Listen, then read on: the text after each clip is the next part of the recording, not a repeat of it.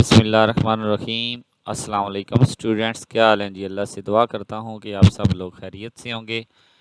Students, आज का हमारा टॉपिक है mathematics class 9th exercise 1.2। Students, अपने टॉपिक को आगे बढ़ाने से पहले आपसे रिक्वेस्ट करूँगा कि अगर आपने मेरा चैनल सब्सक्राइब नहीं किया तो मेरे चैनल को सब्सक्राइब करें और साथ में बेल आइकन को प्रेस करें ताकि मेरी हर आने वाली वीडियो आप तक पहुँच सके। स्टूडेंट्स, एक्सरसाइज 1.2 को सॉल्व करने से पहले मैंने एक्सरसाइज 1.2 से पहले जितनी भी डेफिनेशन आती हैं उन पे एक मैंने डिटेल से जो है वो वीडियो बनाई है। अगर आपको वो डेफिनेशन अच्छे से तैयार हो जाएं तो आप 1.2 एक्सरसाइज को आसानी से सॉल्व कर सकते हैं। तो स्टूडेंट्स, इसलिए इस वीडियो को देखने से पहले अगर आप डेफिनेशन वाली वीडियो गौर से देखें, समझें, तो इंशाल्लाह आपको 1.2 एक्सरसाइज आसानी से समझ आ जाएगी। तो स्टूडेंट्स, उस वीडियो का जो लिंक है वो इंशाल्लाह मैं डिस्क्रिप्शन में दे दूंगा। आप डिस्क्रिप्शन में जाएं, वहाँ पे वीडियो का लिंक पड़ा होगा। पहले डेफिनेशन को समझें और फिर 1.2 एक्सरसाइज की तरफ आएँ। तो चलते हैं अपनी एक्सरसाइज की तरफ। तो सबसे पहले हमारे पास क्वेश्चन नंबर 1 है। आप ज़रा गौर करें, वो कह रहे हैं कि from the following matrices identify unit matrix, row matrices, column matrices and null matrices. हमने यहाँ से यूनिट मैट्रिसेस को फाइंड करना है। इसके अलावा हमने रॉ मैट्रिक्स देखना है। इसके अलावा हमने कॉलम मैट्रिसेस देखना है और नल मैट्रिसेस देखना है। यानी कि ये हमारे पास जो कुछ मैट्रिसेस दिए गए हैं इनमें से हमने unit matrices, row, column and null matrices को हमने सेपरेट करना है। तो स्टूडेंट्स, सबसे पहले हम ए को देखते हैं।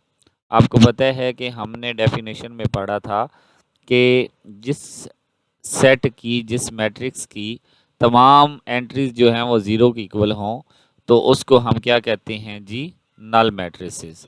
तो इसलिए ज़रा देखें हमारा फर्स्ट क्वेश्चन, उसका आंसर हमने क्या लिखा है कि A is the null matrices. A जो है वो नल मैट्रिक्स है। लेकिन बी की तरफ जाएंगे तो बी में आप देखें कि सिर्फ और सिर्फ 1 रो है, बाकी इसमें 3 कॉलम हैं। ठीक है, तो इसको हम रो मैट्रिसेस कहते हैं क्योंकि हमने डेफिनेशन में पढ़ा था कि जिसमें 1 रो होगी वो रो मैट्रिसेस होगा। तो इसके बारे में हम लिखेंगे कि B is a row matrices. ठीक है, इसके बाद हम बात करेंगे जी सी की। तो सी में अगर गौर करें तो एक ही कॉलम है लेकिन 3 रो हैं।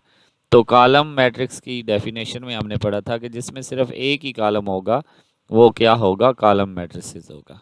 तो इसलिए हमने थर्ड पे जाकर, ये नीचे आपको आंसर नज़र आ रहे हैं, मैं लिखता जा रहा हूँ। तो सी इज़ द कॉलम मैट्रिसेस। फिर डी पे आ जाएंगे तो हमने पढ़ा था कि जिसकी डायगोनल एंट्रीज 1 की इक्वल होंगी और नॉन डायगोनल 0 होंगी तो वो आइडेंटिटी यानी कि यूनिट मैट्रिक होगा। तो यहाँ पे आप देखें कि ये आइडेंटिटी मैट्रिसेस यानी कि यूनिट मैट्रिसेस है। ठीक है, इसके बाद ई को अगर देखें तो इसकी भी तमाम एंट्रीज जो हैं वो 0 की इक्वल हैं। तो इसलिए हम इसको भी कहेंगे कि E is a null matrices. F में आ जाएंगे तो एफ भी सी की तरह है, तो इसमें भी 1 कॉलम है, तो इसको भी हम कहेंगे कि F is a column matrices. तो ये क्वेश्चन नंबर 1 हमारा कंप्लीट हुआ। क्वेश्चन नंबर 2 में अगर आप जाएं तो क्वेश्चन नंबर 2 कुछ आपको इस तरह नज़र आएगा, from the following matrices identify. इस क्वेश्चन में हमने स्क्वायर मैट्रिसेस की बात करनी है, रेक्टेंगुलर मैट्रिसेस की बात करनी है, रॉ मैट्रिसेस की बात करनी है, column, identity matrices and null matrices.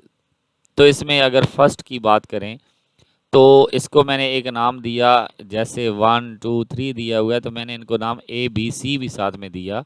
तो इसमें अगर ये देखें तो इसमें आर्डर जो है यानी कि number of row and number of column same नहीं है। 2 रो हैं, 3 कॉलम्स हैं। तो हमने पढ़ा था कि जिसकी number of row and column same नहीं होंगे वो रेक्टेंगुलर मैट्रिसेस होगा। ठीक है, तो इसलिए मैंने नीचे 1 को लिख दिया, A is a rectangular matrices. अब दूसरे की तरफ आएँ तो इसमें आपको सिर्फ 1 कॉलम नज़र आ रहा है, तो इसको मैं क्या लिखूँगा, बी का नाम दूँगा और इसको कहूँगा कि B is a column matrices. ठीक है, इसी तरह सी में चला जाऊँगा तो ये आप देखें कि number of row and number of column same है, यानी कि 2 ही रो हैं, 2 ही कॉलम है। तो इसको मैं कहूँगा स्केयर मैट्रिसेस। तो इसको नाम मैंने दिया सी का और इसको कहा सी इज़ द स्केयर मैट्रिसेस। फिर मैंने 4 पे आया तो इसको भी देखा, ये है तो स्केयर मैट्रिसेस लेकिन इसकी एंट्रीज को देखें तो डायगोनल एंट्रीज 1 की इक्वल हैं, नॉन डायगोनल 0 की इक्वल हैं। तो इसको मैं स्केयर मैट्रिक्स भी कह सकता हूँ, लेकिन असल में ये कौन सा है, आइडेंटिटी मैट्रिसेस है। ठीक है, तो इसलिए मैंने इसको नाम डी का दिया और साथ में कह दिया कि ये आइडेंटिटी मैट्रिसेस है। 5 पे आ जाऊंगा तो इसमें भी number of row and column same नहीं है, तो ये भी रेक्टेंगुलर मैट्रिसेस होगा।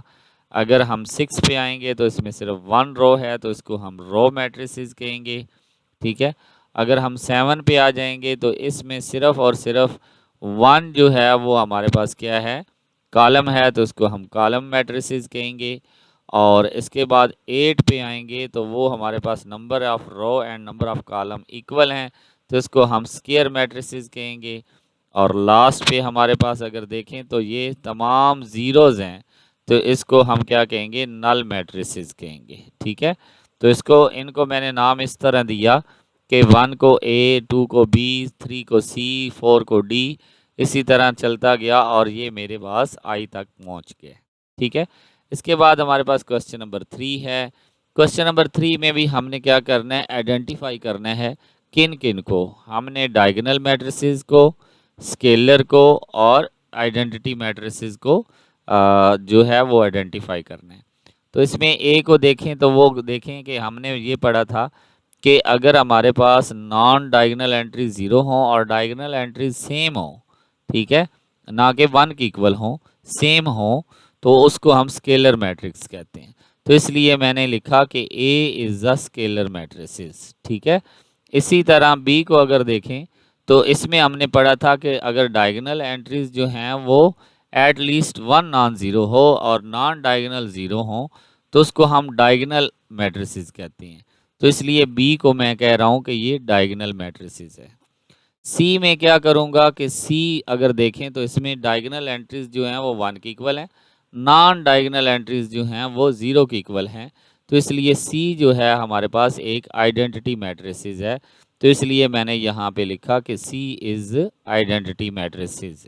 ठीक है, इसके बाद डी में आ जाएं तो इसमें एक डायगोनल एंट्रीज जो है वो नॉन ज़ीरो है, तो इसलिए मैं इसको कहूँगा कि जो डी है वो डायगोनल मैट्रिसेस है। ठीक है, इसके बाद ई की तरफ आऊँ तो 5 माइनस 3 पहले सॉल्व करूँगा तो 2 आ जाएगा, और यहाँ पे 1 प्लस 1 करूँगा तो ये भी 2 आ जाएगा, यानी कि इसकी डायगोनल एंट्रीज सेम है और नॉन डायगोनल 0 हैं, तो ये हमारे पास स्केलर मैट्रिसेस आ जाएगा। ठीक है, तो ये हमारा क्वेश्चन नंबर 3 भी कंप्लीट हुआ।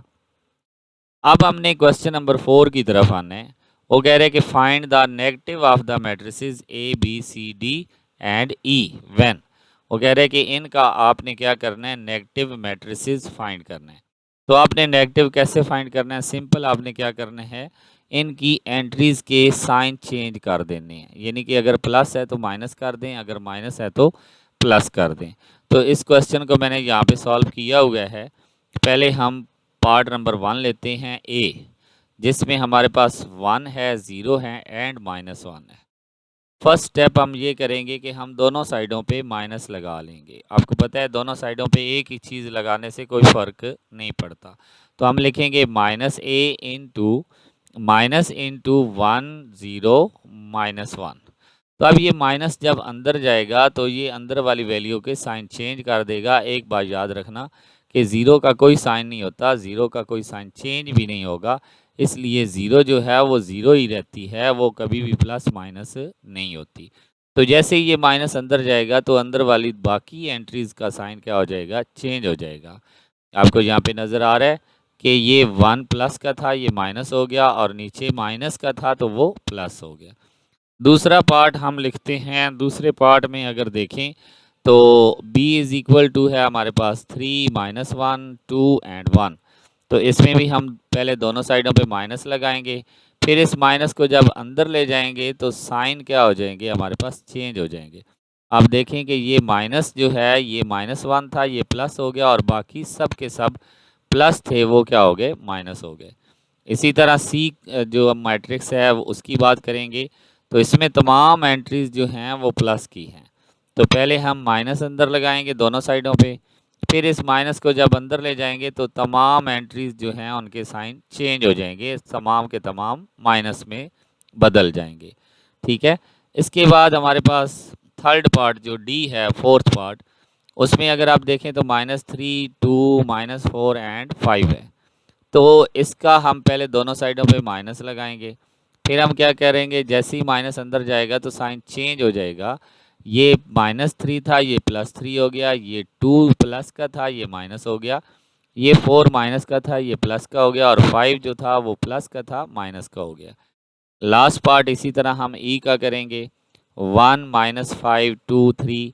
तो इसमें भी हम पहले स्टेप में क्या करेंगे, दोनों तरफ माइनस लगाएंगे, फिर माइनस को अंदर जब ले जाएंगे तो साइन चेंज हो जाएंगे।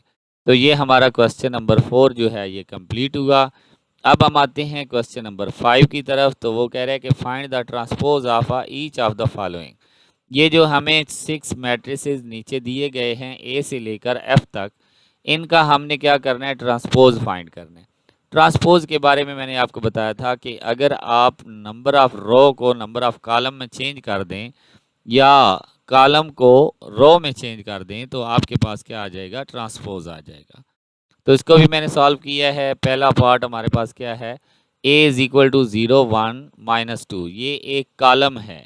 इस कॉलम को सबसे पहले तो मैं दोनों साइडों पे ऊपर टी लगाऊंगा, जिससे पता चल रहा है कि मैं इसका ट्रांसपोज लेना चाहता हूँ। ठीक है, taking transpose on both side. फिर क्या करूँगा, ये ए के ऊपर टी तो ऐसे ही लगा रहेगा, लेकिन इस टी को ख़त्म करने के लिए मैं इस कॉलम को रो में लिख दूंगा, तो ये मेरा ट्रांसपोज आ गया। ठीक है, फिर यहाँ पे बी, इसको मैंने देखा तो ये एक रो मैट्रिक्स है। तो पहले मैंने taking transpose on both side, तो मैंने ट्रांसपोज लिया। अब इस टी को ख़त्म करने के लिए ब्रैकेट के ऊपर जो टी है इसको ख़त्म करने के लिए मैं ये जो रो में वैल्यू लिखी हुई है इसको कॉलम में चेंज कर दूंगा। ठीक है, इसी तरह हमारे पास जो सी है, इसमें अगर आप देखें तो फर्स्ट रो जो है वो 1 2 है, सेकंड रो 2 -1 है, थर्ड रो जो है वो 3 0 है। तो रो को कॉलम में चेंज करता जाऊंगा, पहले तो ट्रांसपोज लूंगा, फिर ट्रांसपोज ये टी को ख़त्म करने के लिए फर्स्ट रो को फर्स्ट कॉलम बना दूंगा, सेकंड रो को सेकंड कॉलम बना दूंगा एंड थर्ड रो को थर्ड कॉलम बना दूंगा। इसी तरह हमारे पास पार्ट नंबर 4 है डी। इसमें हमारे पास फर्स्ट रो है 2 3, सेकंड रो है 0 5। तो पहले मैं दोनों साइडों पे ट्रांसपोज लूँगा, फिर इस टी को ख़त्म करने के लिए सिर्फ क्या करूँगा, फर्स्ट रो को फर्स्ट कॉलम बना दूंगा, यानी कि 2 3 रो में था, इसको मैंने कॉलम बना दिया, और 0 5 जो था वो सेकंड रो थी, इसका सेकंड कॉलम बना दिया। ठीक है, सेम इसी तरह ई को हम कर रहे हैं। ठीक है, ई में भी हमने क्या देखा कि जो 2 3 था वो फर्स्ट रो थी, -4 एंड 5 जो था वो सेकंड रो थी। तो यहाँ पर आंसर में आकर देखें कि वो जो फर्स्ट रो थी वो फर्स्ट कॉलम बन गया, जो सेकंड रो थी वो सेकंड कॉलम बन गया। ठीक है, तो इसी तरह लास्ट हमारे पास एफ भी सेम इसी तरह है। इसमें भी हमने क्या किया, 1 2 जो था वो फर्स्ट रो थी, यहाँ पे हमने फर्स्ट कॉलम बना दिया। 3 4 जो था वो सेकंड रो थी, यहाँ पे हमने सेकंड कॉलम बना दिया। तो ये हमारा क्वेश्चन सॉल्व हो गया। अब हम क्वेश्चन नंबर 6 में आते हैं। वो कहते हैं कि verify that if A is equal to, A की वैल्यू हमें दी गई है 1 2 0 1। तो हमने वेरीफाई करना है पार्ट ए को और पार्ट बी को। बी के लिए हमारे पास जो बी की वैल्यू दी गई है और ए के लिए हमारे पास ए की वैल्यू दी गई है।